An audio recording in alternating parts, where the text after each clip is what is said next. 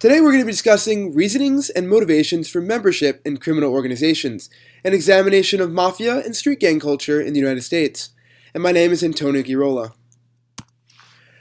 First, for some background, we're going to discuss the types of criminal organizations that we've covered so far in this course. First, Cosa Nostra, which is a loose cartel of firms in the private protection market having in common a brand name and an initiation ritual.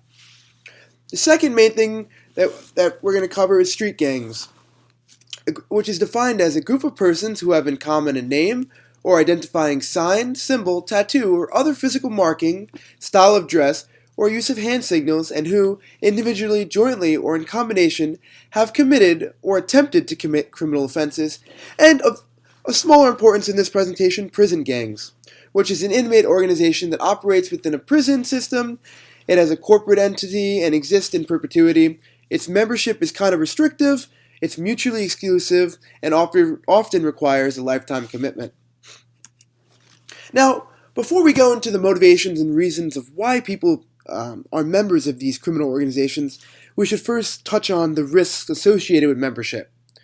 Namely, first, death.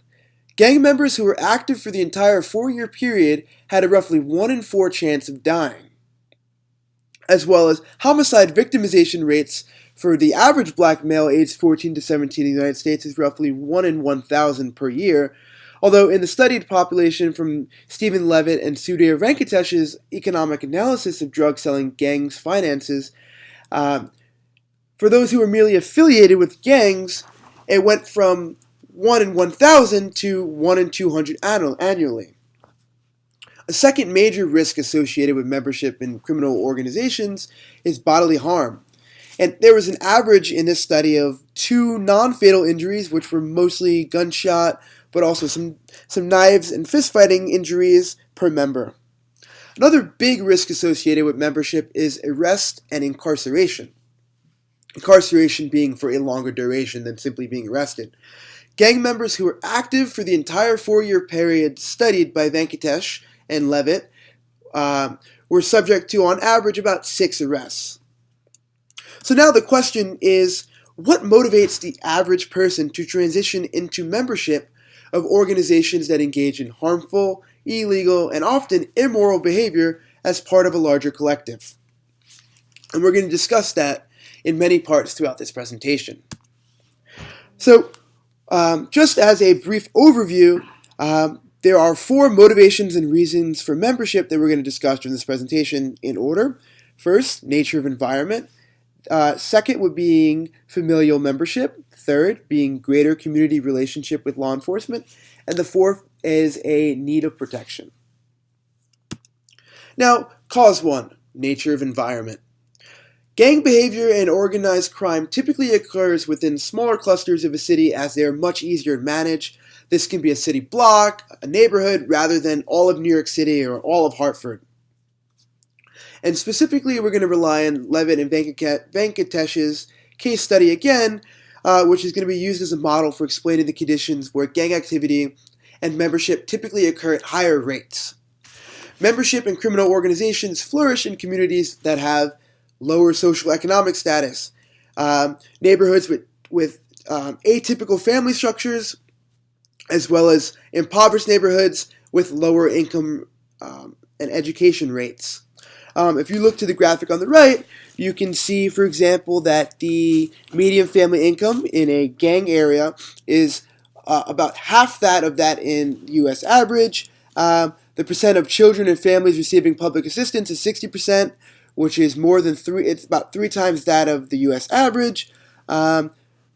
Single-parent households is 77.6% in gang areas when compared to 21% in the national average. And about 50% of population in gang areas do not possess a high school diploma or possess less than that, as opposed to about 25%, which is half of that, in the average population.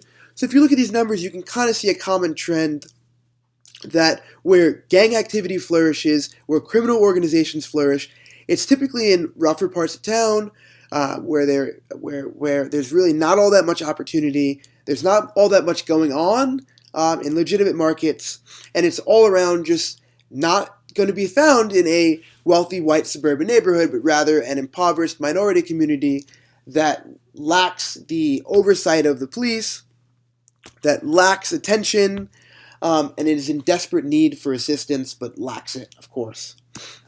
So we're going to break this down even smaller, first focusing on lower education levels. With lower education levels, typically that lower than a high school diploma, young men in these gang areas typically don't really have that much opportunities for jobs, as most jobs require at least a high school diploma. And so if they need to support their family, they can't really work in a legitimate market, as they're not going to reap comparable salaries needed to survive. So instead, they transition to an illegitimate market in that of drug sale and other gang activity. On a secondary note, in terms of lower social economic status, there's a big problem of a lack of knowledge of opportunities such as college and trade school prep classes that can be taken to increase one's social economic standing, instead of resorting to a life in gangs. Also, another big factor is an atypical family structure. Young men resort to gangs to fill the void of parents or in search of a sibling brotherhood relationship. Now we're going to transition to cause number 2, which is familial connection. So, to a greater extent in Cosa Nostra, which is the Mafia, but also still prevalent in street gangs, is the concept of familial ties. Leadership is often passed down within families, from brother to brother, from father to son, from grandfather to grandson.